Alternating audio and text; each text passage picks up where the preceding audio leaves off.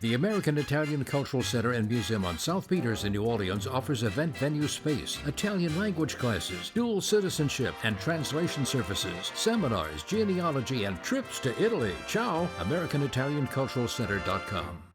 This program is brought to you in part by the Eugenie and Joseph Jones Family Foundation, a local foundation proud to support education, the arts, and culture in the greater New Orleans area.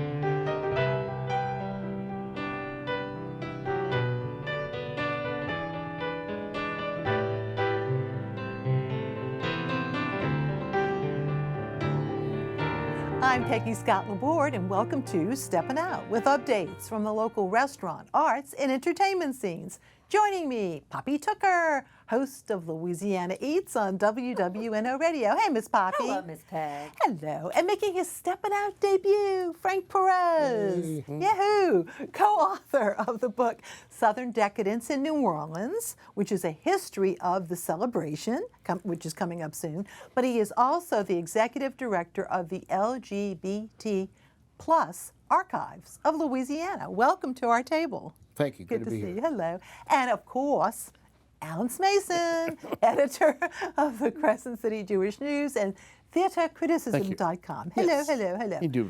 Poppy, a new place, well, kind of new, newly redone for sweets. Well, Peggy, I'm very tired of talking about how hot it is outside. But, you know, the answer is always something really cold.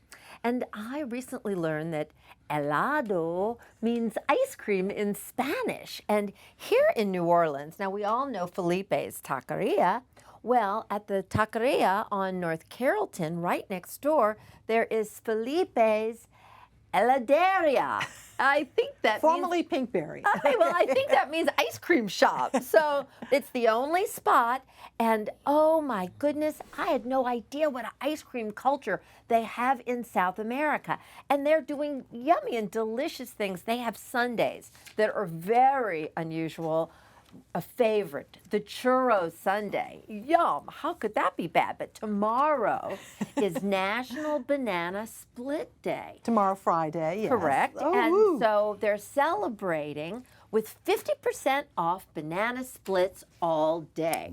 So if you have never visited a heladeria, if you are hot and you need some helado, that is exactly where you go. I want to listen to you say helado all day. Well, that is Okay. where you go.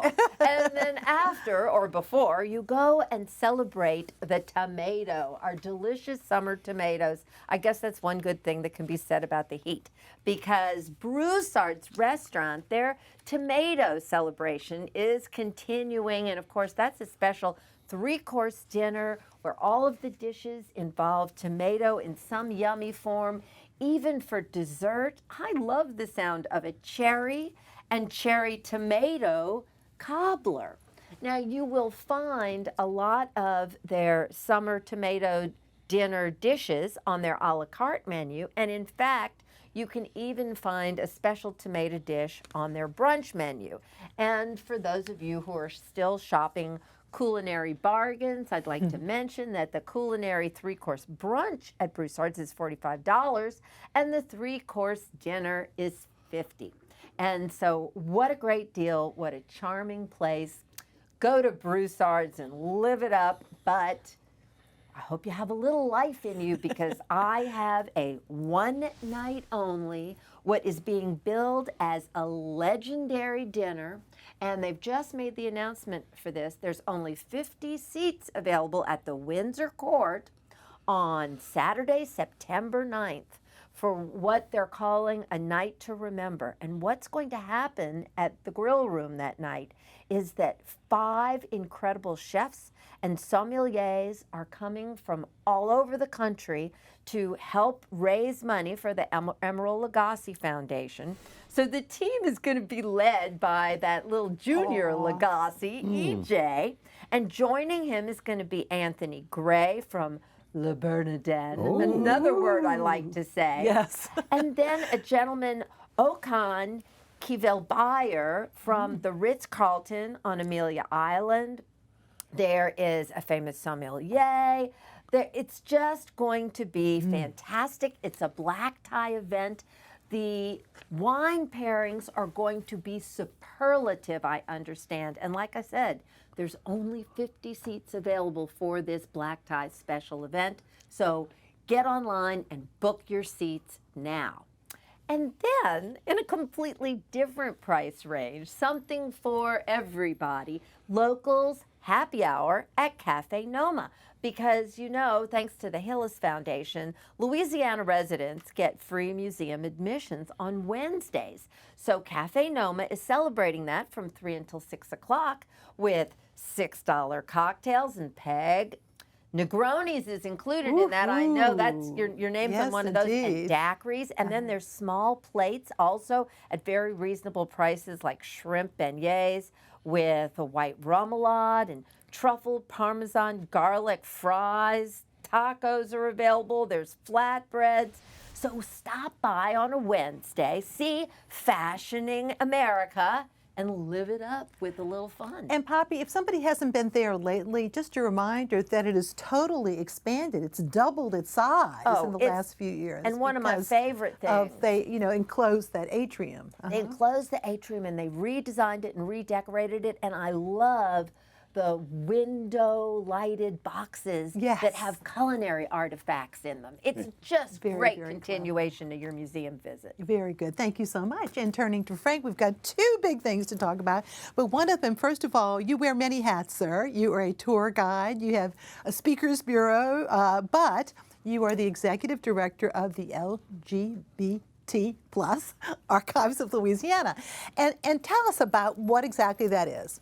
Okay, so the Archives Project is a nonprofit. It's a statewide collective that works to preserve queer history, a lot of which, unfortunately, is still in the closet. And so we reach out to the community, whether it's individuals or organizations, and we say, hey, if you've got any kind of material that chronicles our history, let's get that somewhere where it can be properly preserved. And it's primarily, it's online, and we're going to show some images from we have a very robust website with a lot of material on it, and I would invite people to go there. And then when we have substantial collections, we get those placed in institutions around the city and around the state, really. And some online galleries I found were very interesting to click on, including the early gay carnival, some of the invitations like the Crew of Yuga, huh? Right. Wow. The invitation that you're looking at now was from the ill-fated 1962 Yuga Ball, which was raided by the Jefferson Parish Police. And that ended that crew, but from the ashes arose others. Yeah. And there are a lot of different galleries on the website. Including, and I know the upstairs Lounge Fire, a recent anniversary on that. Yeah. Yeah, we just celebrated the 50th, or commemorated the 50th, I should say. Yes, indeed. And so it's also pointing out images in other people's collections and other organizations' collections.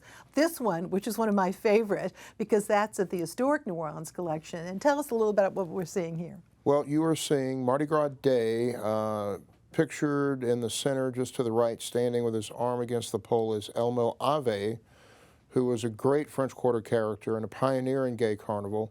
He is dressed here as French colonial governor Lamar Vaudreuil, or the Marquis de Vaudreuil, I should say, yes. who is often credited with introducing carnival balls to New Orleans.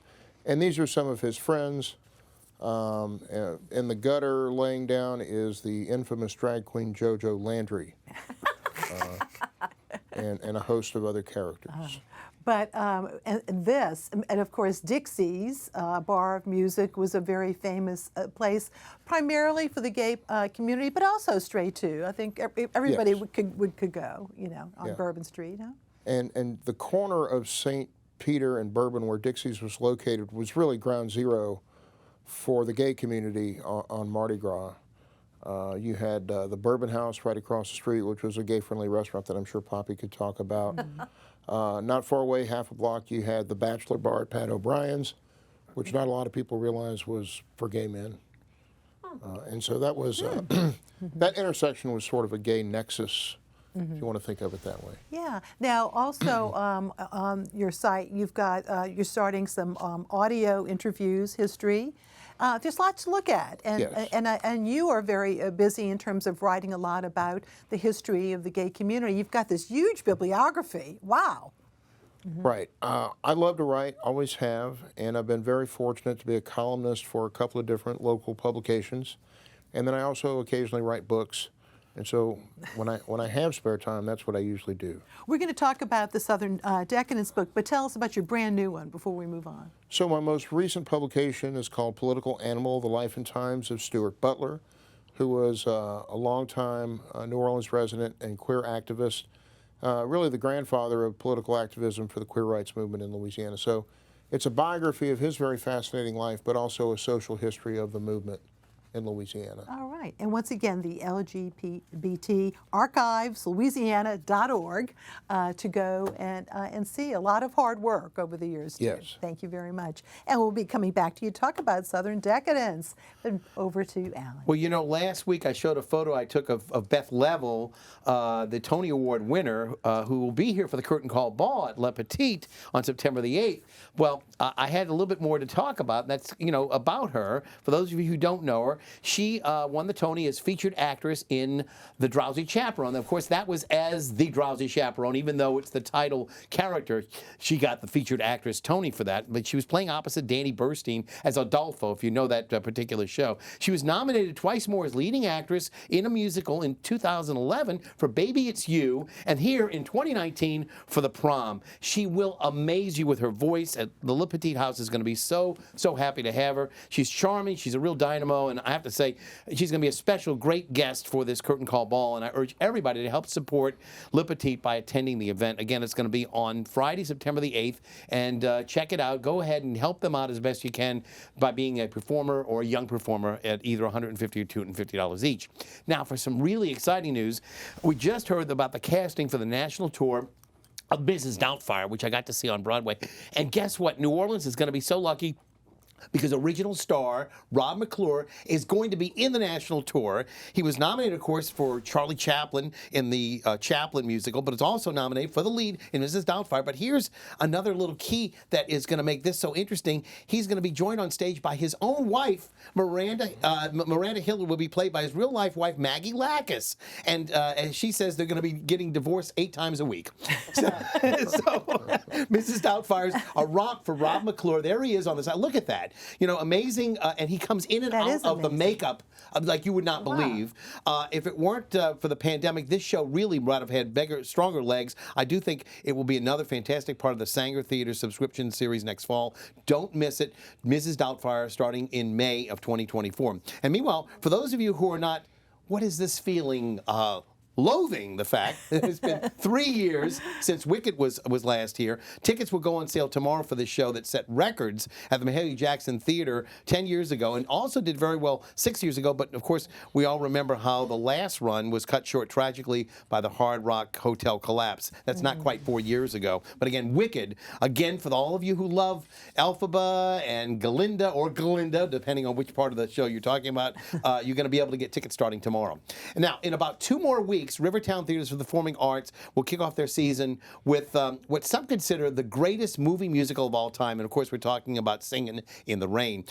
Don Luskatuff is going to be playing this, and he plays Don Lockwood. They both have DL for their initials, which I thought was interesting. He's going to play the silent screen star, Don Lockwood. And Anna Birbiglia will be playing Kathy Selden. Parker Lowry will be Cosmo Brown. And Emily Bagwell will be Miss Lena Lamont. I'm waiting to see that. Singin' in the Rain, September 8th through the 24th. And at Rivertown, for 1 weekend only, the cast of Singin' in the Rain Junior, that's the 1-hour abbreviated version performed by the younger set, will be on that same stage from September the 14th to the 17th. So the young ones get to perform on the same stage as the old ones. They'll be performing in the afternoon, and the older performers will be on at night. Now, for those excited about the musical, The View Upstairs, you just had mentioned that a little bit about that, the Upstairs Fire, of course. The JPAS is going to be putting on The View Upstairs at the Jefferson Performing Arts Center on Airline Drive next month, and I encourage everybody to go to Facebook or YouTube to check out the conversation I had with a very, very interesting Jack Lampert, who I know you know, Peggy. Yes, we were in a play together. Gallery Circle Theater some years ago. I'm not going to say how long, just a few years ago. And of course, we had some of the other actors there, Danye Asante, Ty Robbins, and Marshall Harris. Again, the NOLA Theater Talk Show, you can check it out on the NOLA Theater Facebook group, theatercriticism.com Facebook page, or my own YouTube channel. And again, I hope that a lot of you will check it out, because it was really a great hour of entertainment, and a lot of people talking about not only the musical, but also commemorating some of the lives that were lost and talking about that tragic fire. Once again, the Upstairs Lounge that Yes. we're referring to. Okay. Well, back to Frank, and let's talk about, okay, not this weekend, but Labor Day weekend, of course, Southern Decadence. And that's now a very, very big party, but it kind of started off rather small in the early 70s, didn't it? It did. It started out in 1972 as a house party. And we have some announcements that we're going to show over the very clever announcements too. Yeah, they were a very tight-knit, close group of And friends. there's your book, by the way. This we have to certainly mention. You have written an entire book on this. Right. So in 1972, there was a very tight-knit, close group of friends who nicknamed themselves the Decadents, and they hung out at a house in Tremay where two of them lived. And explain what Belle Reve is. Okay, of course. They called the home Belle Reve, which is from Tennessee Williams, the plantation in Streetcar. Blanche Dubois.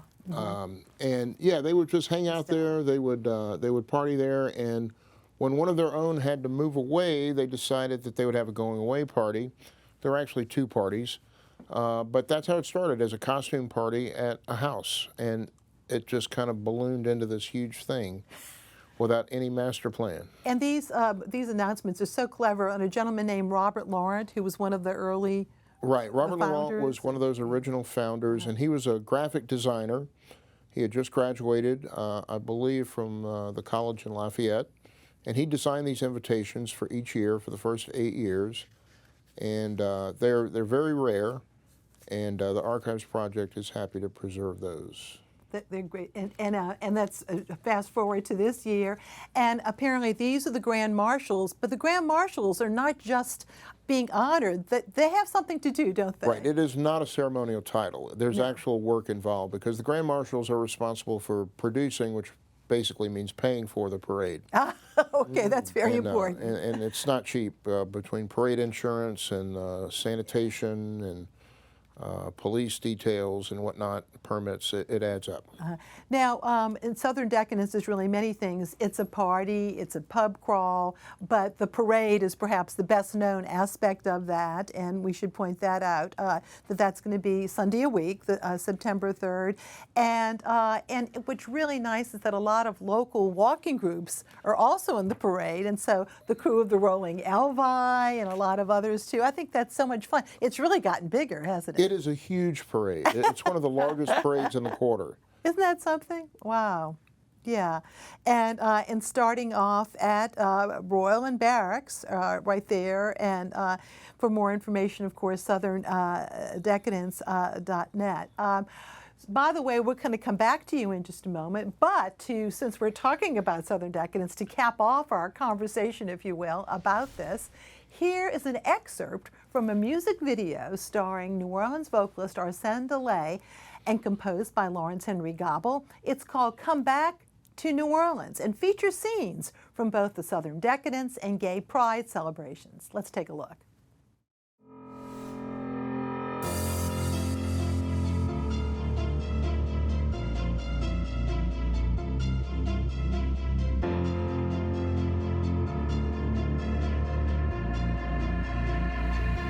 Come back to New Orleans, walk the quarter with me, and we'll ride the Mississippi down to the sea.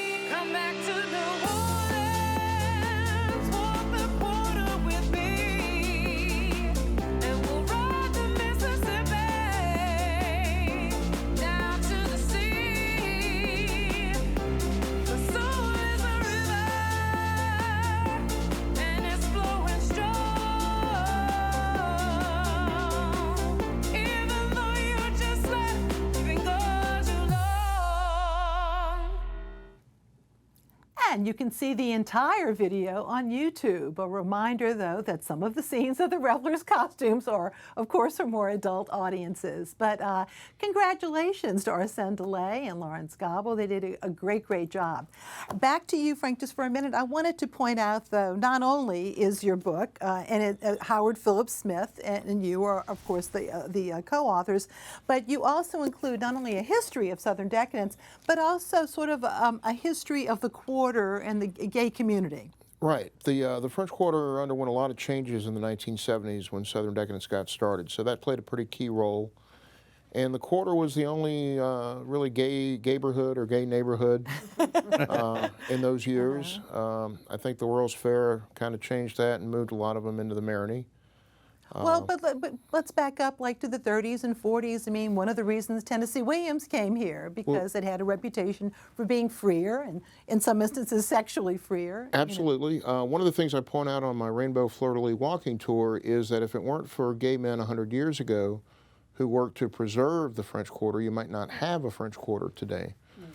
So that's one of many examples of contributions the queer community has made that have gone unrecognized by the city. And you mentioned Lyle Saxon, of course, and William Irby Radcliffe, and just incredible gentlemen who helped save the Quarter. Huh? Yeah, and in fact, most of your viewers may not William be Radcliffe aware. Irby, excuse me. Right. Most viewers probably not aware that the City Council in, 1895 or 6 authorized the destruction of the Cabildo to make way for modern development. And it was a gay architect who stepped forward and led the effort to preserve that, and that's kind of what kicked off the fact that gay men led that preservation effort. All right, well, thank you so much. And now it's time, this has gone fast for our picks of the week. Poppy. Well, if you are thinking about a culinary career, go on Saturday to the New Orleans Culinary and Hospitality Institute, or NOCI as we often call it. They're having an open house from noon until 2 p.m., and you can go learn what it's all about. And I just want to also remind everybody their big gala is coming September 20th, so stay tuned. We'll talk more about that soon. All right. And Frank, once again, the many hats that you wear, you're teaching a class. Let's talk about that. I am. I am starting a new class at Loyola University called the LGBT Plus History of New Orleans. That starts on Wednesday of next week, and people can register for it, I think, through tomorrow. So I'm excited about that. All right, very good. Yep. Alan. Well, the Matthew Kramer era officially begins on Thursday, September the 14th, with the Beethoven Symphony No. 5, which he'll be conducting at the Orpheum Theater. There's also a shorter piece by Hindemith, but also a world premiere of Song of Orpheus by Stacey Garrop. Please come out and support our Louisiana Philharmonic Orchestra. Again, this is their new artistic director, and right. I'll see you at the theater. Thank you. And now my picks. Something special is returning to WYES beginning this weekend. The Great Chefs Cooking Series, which premiered 40 years ago, will return to our Saturday cooking lineup. Great Chefs of New Orleans will air this Saturday with legendary chef Warren LaRuth. Here is a clip where he talks about his shrimp remoulade. Remoulade sauce in New Orleans always differs from remoulade sauce in other areas of the country. The sauce remoulade that's made in France is very similar to our tartar sauce as we know it. The remoulade sauce type that we make in New Orleans is entirely different, and basically it's a mustard sauce that's colored with paprika. So I think it's something that, it's a particular sauce that you only see in a style in New Orleans with a reddish color.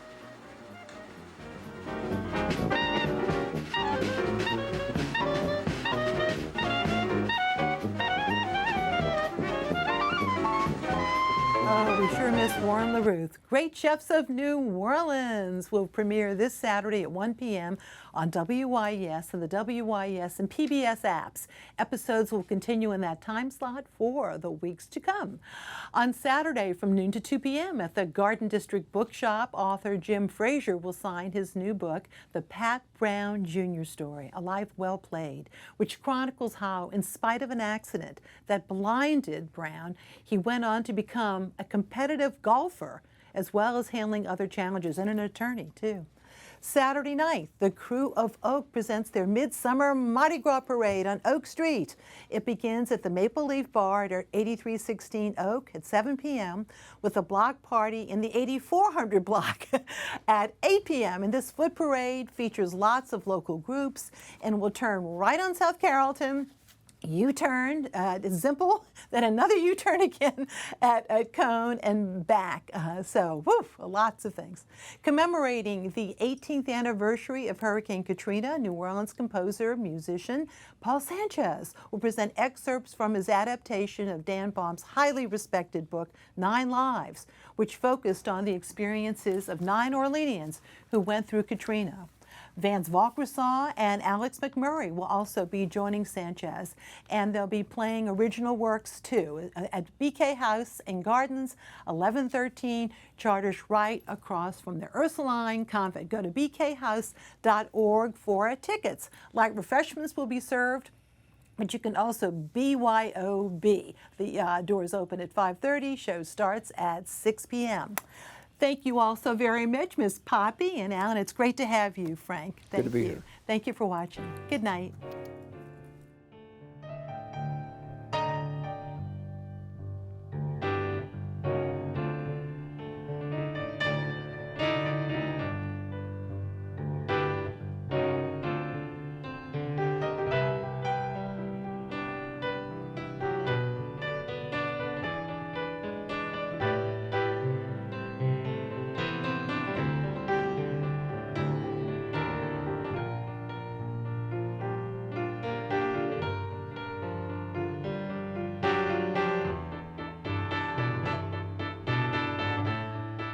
The American Italian Cultural Center and Museum on South Peters in New Orleans offers event venue space, Italian language classes, dual citizenship and translation services, seminars, genealogy, and trips to Italy. Ciao, AmericanItalianCulturalCenter.com.